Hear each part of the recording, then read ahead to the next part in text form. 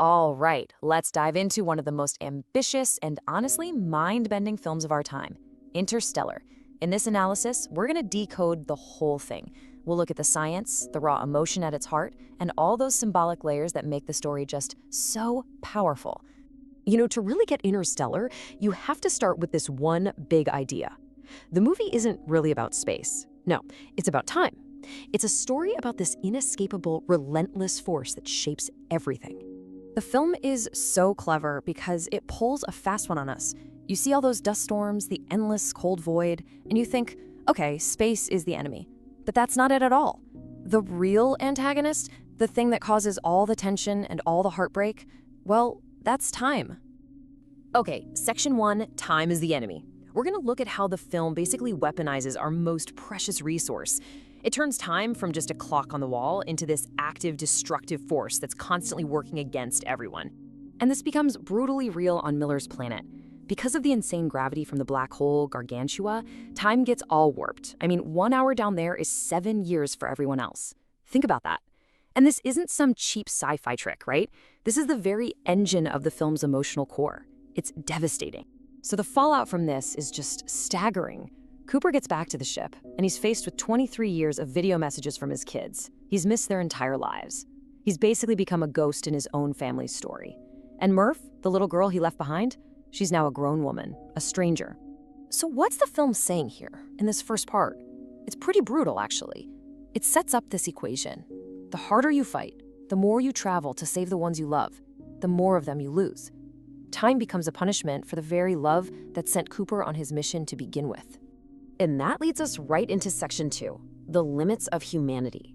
You have to ask, when survival itself is on the line, does our morality even survive? What lines are we willing to cross when we're pushed to the brink? Well, the whole mission is built on 2 options, or so they think. Plan A is the one everyone's hoping for. Solve the gravity equation, get everyone off our dying planet. Then there's Plan B, the grim alternative. Find a new home and just restart humanity with embryos, leaving everyone on Earth behind. But here's the thing. This is the big deception at the heart of the mission. Plan A? It was never possible. Professor Brand knew it was a lie from the get-go. He couldn't solve the equation without data from inside a black hole. So he sent them on a one-way trip, knowing that their only real choice was to abandon everyone and go with Plan B. So why lie? Well, the film's making a pretty profound, maybe even cynical point about us. We don't really act on cold, hard facts, do we? We act on belief. We're driven by hope, even if that hope is a total fabrication. Brandon knew he needed people to believe they could be saved just to get the mission launched. And this desperation, it's perfectly summed up in Dr. Mann. He's not your typical movie villain, not really. He's just a picture of human weakness. The reason he fakes his data and tries to kill Cooper isn't because he's evil. It's because he's terrified, not of death, but of dying alone. He just can't handle the thought of being the last human for millions and millions of miles. All right, let's get into section 3, decoding the 5th dimension. This is where things get really wild, where the sci-fi meets a concept called the bootstrap paradox. So Gargantua, the black hole, it's not just a big scary thing in space, it's actually a doorway to the film's biggest mystery. When Cooper falls in, he doesn't get crushed into nothing. Instead, he enters what's called the tesseract. And in there, time isn't a line anymore. It's a physical place that he can move through and even touch. Now, to get what happens next, you have to wrap your head around the bootstrap paradox. It's basically a causal loop. An effect is its own cause. There's no real beginning or end. It just is. It's a circle, a self-contained loop where everything causes itself to happen.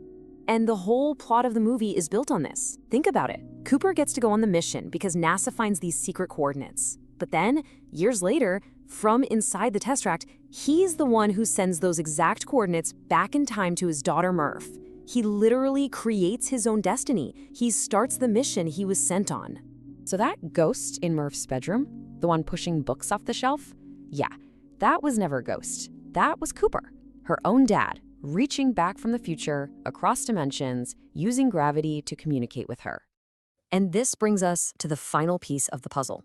Section 4, love transcends space-time.